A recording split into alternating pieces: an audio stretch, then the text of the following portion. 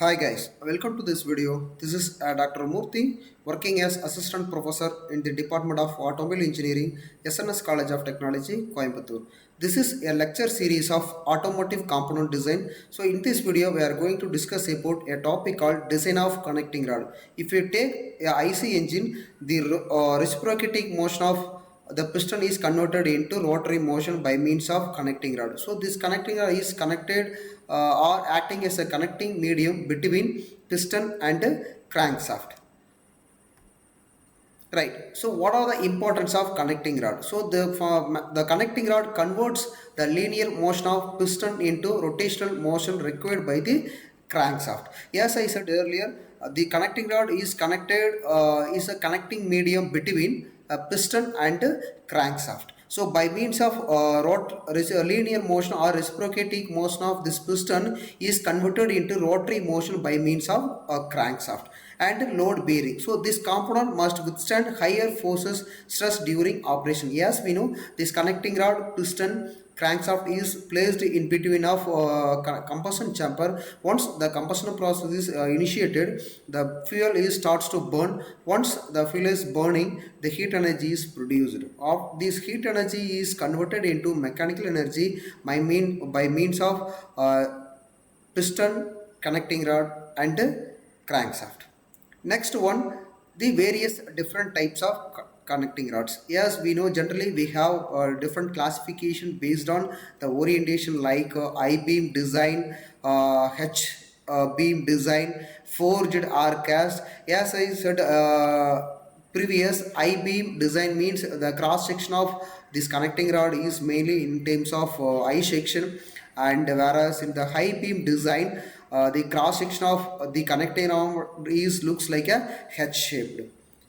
Next one is the material selection. So this is the main important parameter while designing the connecting rod. So while we have to design the connecting rod based on the amount of heat the material has to withstand. So since this connecting rod is exposed to the higher heat, higher temperature once the combustion process is initiated when the fuel starts to burn. So this connecting rod should withstand the temperature is generated inside the combustion chamber. So generally we have different types of materials are used in the connecting rod like aluminum alloys, steel alloys, composite material. So these composite materials, yes, we know that the is the combination of more than one materials is combined together to form a different materials named as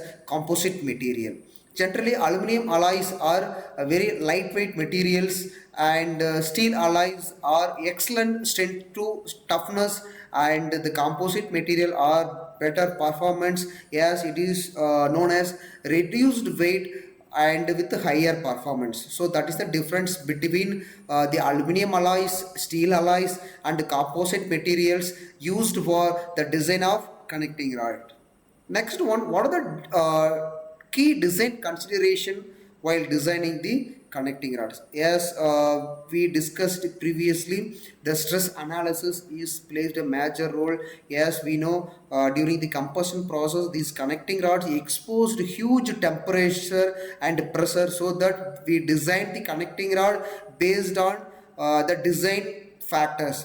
Next one, the geometric optimization. What are the shapes or dimension we should design the connecting rod based on our requirement. And the next one is the manufacturing techniques. What are the techniques we are using like forging technique, machining, casting process. So these are the some techniques we should consider while designing the connecting rod.